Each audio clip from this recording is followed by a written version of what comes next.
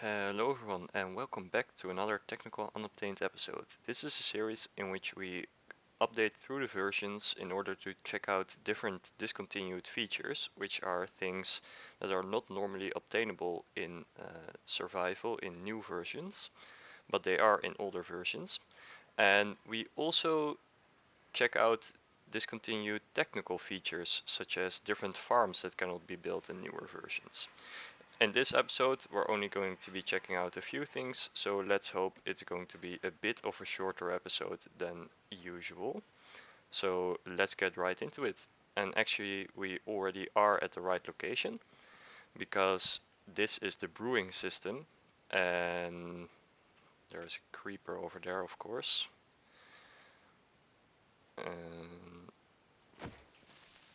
Okay. Around this brewing system, I finally finished the decoration, which is in a medieval style, as you can see. So it's nothing too special, but since I'm not a very good builder, I'm quite proud of it. So let's then check out the next construction. So in order to check out the next contraption, we are going to have to head over to an actually quite old construction, which is the fortune chunk loading grid. This is discussed in an earlier episode. This chunk loading grid makes it so that when activated, for example, diamond ore always drops 4 diamonds when broken using a fortune 3 pickaxe. So it's completely optimizes the fortune enchantment. So if I what I need to do is I need to activate this grid and then quickly go into the nether and then have my old account log into the overworld, because this will only work if there has only ever been one player at the same time in the overworld. So I need to check the autosave cycle, which is the number displayed right below my name. I will need to activate it and then go through the portal just after an autosave has hit, because that optimizes the amount of time I have to log in, because when an autosave hits and there is no player in the overworld, the chunk loading grid will be deactivated.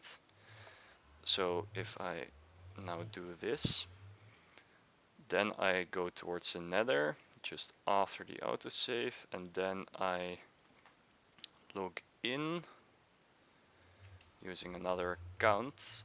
I think it should be working now. It does seem to be working. So if I now go over here, then you'll hear a lot of noise. Let's actually turn that down. And it will be quite laggy because there is a lot of mobs coming through here. So what is actually going on? Well, the RNG manipulation construction is also actually influencing the this is a mess, is also influencing the mob spawning RNG. But what happens in the tick cycle is, what first happens is you have the tile entities are being processed, which load the chunks and manipulate the RNG. Then what happens, the player RNG is calculated, and then the mob spawning is attempted. So as long as we don't do any player RNG, then the thing that is important is that the manipulated RNG will also apply to the mob spawning, because that happens right after. So as long as we keep it the same, it will manipulate the RNG. So what is happening here is mobs are spawning in the overworld inside of a few nether portals, and then they're instantly teleported over towards the nether, and then we have this large stream of mobs, and they all fall down here, and their items are on top of these magma blocks right now, but if I activate this very simple circuit, I actually need to go down for that because I made a lever for it. Then a clockwheel cycle that makes sure that the items make it down while still killing all the mobs that need to be killed. So sometimes a mob spawns with feather falling or something on its armor, and then they can make it down to here inside the water, but then they'll be suffocated inside of these magma blocks. So now we can see all of these items coming through and being sorted by this sorting system over here. So it's very efficient actually. It's quite nice to see. So let me just turn this off again, and then you can already see there is a bunch of stuff here.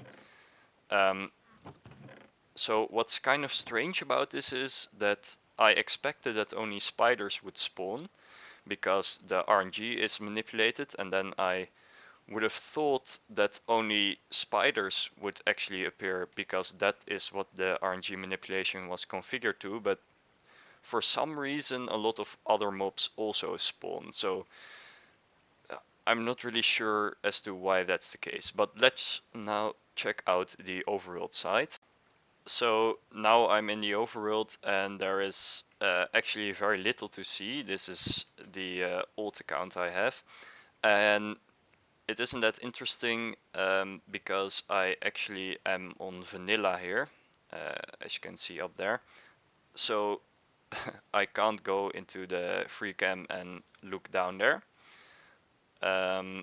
But it's actually very simple what's going on there, just like I've shown before in the nether fortress farm video. It's a bunch of portals that have been lit using dispensers while very close to unloaded chunks. So this line is just going out there in order to load it from outside of render distance, and then the portals are activated, and when light updates happen close to unloaded chunks, they actually just don't get processed in 1.12. So all of these portals do have nether portals inside of them, but there is no light because light would block the mobs from spawning. So that's essentially just how it works. And the RNG is just manipulated so that right at the position of those portals down there, mobs would actually spawn. So that's what's happening, and it works very well as it actually functions as a general overworld mob farm instead of just a single mob type, which I find very interesting. Let's get an account with Twikaru over here so I can look inside there. So I'm now here with my normal account, and I have FreeCam here, so we can look inside here and you can see the portals, but it's very dark in here. In fact, it's light level 0 all the way.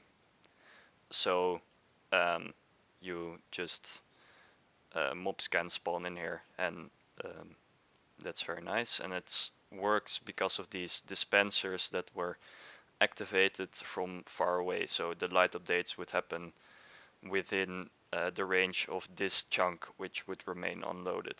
So if light updates happen within 17 blocks of an unloaded chunk, they just won't get processed. So these blocks are all within the range of this chunk, which would be unloaded. So it works. And another thing to watch out for if you try to build this yourself is that players in 1.12, I'm not sure if this happens in newer versions too, players have light updates randomly occur around them. So if you get anywhere close to this, say within 15 blocks of this, using your player or using a spectator account, even I believe, then light updates would occur inside of here, and the thing would just break and you would need to relight the portals, which isn't a lot of work, but it's a bit of a hassle. So you need to watch out for that. So that's why I need to use the free cam instead of using spectator mode in order to look inside. So now let's check out the next thing. So the next thing I actually wanted to discuss is the spawn area here. We haven't been here for a long time, and neither have I, because it just isn't that interesting. It's just a big perimeter that covers all of the spawn chunks. I believe I have a renderer. Yes. So this debug renderer shows where the spawn chunks are actually located, and I have all of the spawn chunks, including the lazy chunks of the spawn chunks, bombed down to a perimeter, so it isn't really that interesting. We have some different stuff here which has to do with the diamond farm, because when diamonds are sent through end portals, they of course end up at spawn. And it was quite ugly over here because I just bombed it down and then did nothing with it, and including these paths which just ended up in the air.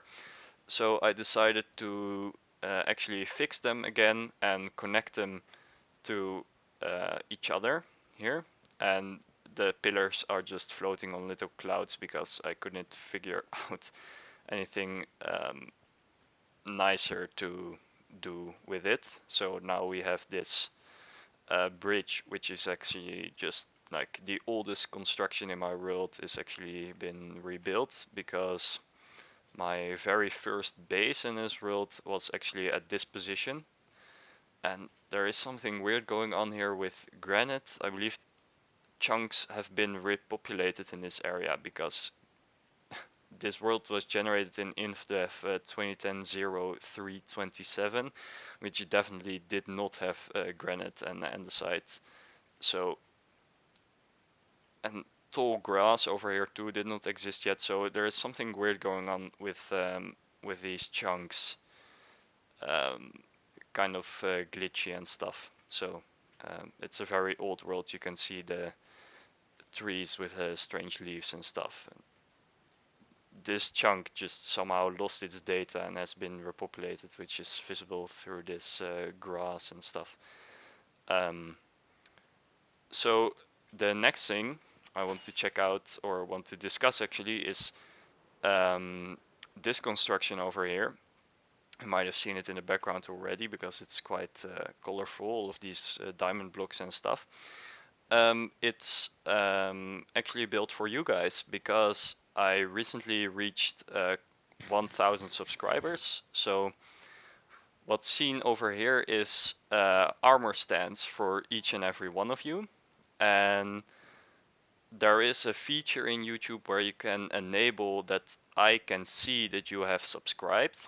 So all of these names over here are actually people that are subscribed to me in order of when they first subscribed. So my first subscriber was Programmer on the 21st of January 2021. He subscribe to me, and yes, I'm using the day, month, year format because that's clearly the best format we have.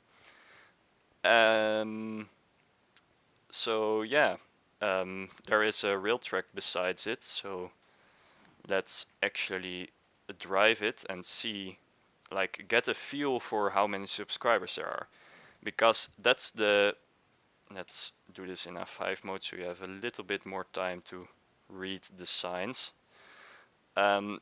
Because I watched this Tom Scott video a while ago that humans like have bad perception for how big a volume is. So if I would just build a 10 by 10 by 10 cube of, for example, gold blocks, then that would be 1,000 gold blocks, but it wouldn't be like, humans don't have such a good feel for that. It doesn't look that large, but we also don't have this. Let's get this button. We also don't have this for area. So if I were to build a 31 by 31 blocks area, that would almost be 1,000 blocks, and it still wouldn't look that large. But humans do have quite a good feel for how big a distance is. So all of these armor stands are actually in a 2,000 blocks long line because we have 1000 subscribers and 1 block of air and then an armor stand for each subscriber. So we can actually get a feel. So here is the mob farm too. We can actually get a feel for how many subscribers there are by traveling this distance, and it of course takes quite a long time because I'm going by a minecart, but it's such a large number of subscribers, right? 1000 in the scale of YouTube doesn't sound like that much, but all of these armor stands represent one person, and I'm going by like you guys at the speed of 8 blocks per second, you know, so it's only a quarter second for each subscriber, if I'm right. So it's so many people, and it still takes such a long time to traverse. So I think that's very interesting. It's an interesting way to look at subscribers. This is the old 1.8 wood farm. And you also get like a sense of scale for how big this world is. It takes such a long time. Like, I really want to thank you guys for subscribing. And another thing I'm planning on doing is if like a lot of you guys actually enable that you have been subscribed, it will be quite difficult to keep track of. So it would probably be easier if you were to unsubscribe and then resubscribe after enabling the setting that I can see that you are subscribed. So if you don't know how to do that, just Google it, and it's quite simple, just a setting in YouTube. And I want to keep doing this, and I can't really promise that if I suddenly get 1 million subscribers, I will make a road that's 2 million blocks long, but I'm at least to 10,000 subscribers, I should be able to keep building funny roads. So I'm willing to say I'll do that. Yeah, so now we actually get to a more interesting part because I was like, oh, the fireworks show, I forgot about this already. So we have a bunch of fireworks here. I was getting quite bored of the old just planks and cobblestone bridge design. So I decided to make a large hanging bridge because we reached this ocean over here. So that's what all of this is for. And we also have some nice fireworks to see through these last couple hundred subscribers. And let's see where we end up. The last subscriber is 1047. So as far as I know, I am currently recording this at 1047 subscribers.